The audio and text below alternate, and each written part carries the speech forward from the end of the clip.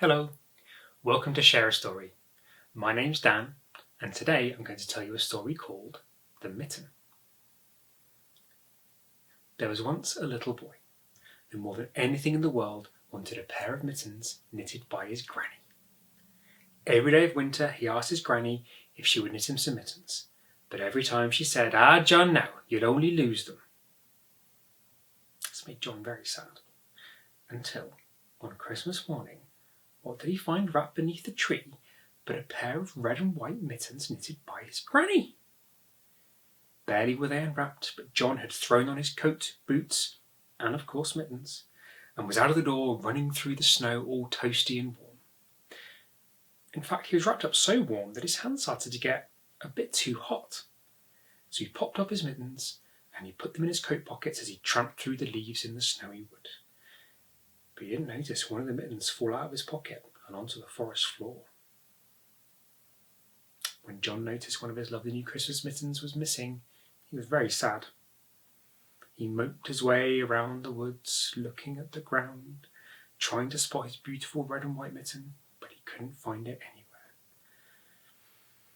Now, while this turned out to be a sad loss for John, it was an unexpected gift for someone else, as before too long, a little mouse scurrying through the snow came across the mitten, looked it up and down and said, "This is where I'm going to live." So the mouse set to work making themselves at home with a little mouse fireplace to sit by, a little mouse bed to sleep in, and before too long a frog came hopping up to the mitten. The frog stopped and called out, "Well, this mitten will make a grand home for a frog. Is there anyone inside?" "I'm inside," called Mouse, "but there's plenty of room. You're very welcome in here too." So Frog hopped inside and made themselves at home as well. No sooner had they made themselves a little frog rocking chair to sit by the fire, but a rabbit came scurrying by. They scrunched their nose and tapped their foot and said, "Well, this looks far cosier than my burrow. Is there anyone inside?" "We are, Mousy and Frog, but you're most welcome." "Oh, wonderful," said Rabbit, and they scurried inside the mitten and started to make themselves at home. Now, while Rabbit was laying out a beautiful rug in front of the fire, Foxy Loxy came sloping up to the mitten. "Oh, hello," said Foxy Loxy. "Is there anyone living inside this mitten? It looks so comfy and homey." Rabbit and Mouse looked at each other, a little concerned, but Frog had already called out, There's 3 of us in here, but I'm sure we could fit one more." And Fox slunk into the mitten to make themselves at home. Any fears Mouse and Rabbit had soon evaporated, as Foxy Loxy's beautiful bushy tail wrapped around them like a wonderful fluffy cushion. Now, not long after Fox had lit their pipe, Wolf stalked up to the bulging mitten. "Well, who on earth could be living in this mitten? And is there room for one more?" Mouse, Frog, Rabbit and Fox looked at one another and shrugged. It was Christmas after all. "There's 4 of us in here," said Rabbit. "Mostly Frog, Rabbit and Fox, but we'd love it if you could join us." And so Wolf nuzzled their way in, snout first, and started to make themselves at home.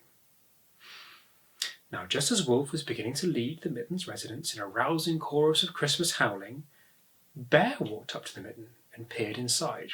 "Oh, well, how cosy you all look. Surely there's room for little old Bear." Now, Bear was far from little. In fact, he was quite big.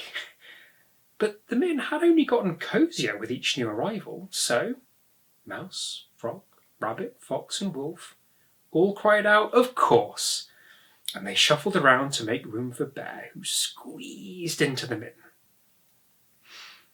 Now, just as Bear was curling up for a nap, Robin fluttered down to the mitten. "Oh my," said Robin, "you all look so cosy and warm in there. Is there room for little Robin?" There was a brief discussion in the mitten. It was pretty full now Bear was in. "To be honest, it was pretty full when Fox arrived," said Mouse, "but They were buried under so much fur no one could really hear them, but in the end they all agreed they could make just a little bit more room for Robin.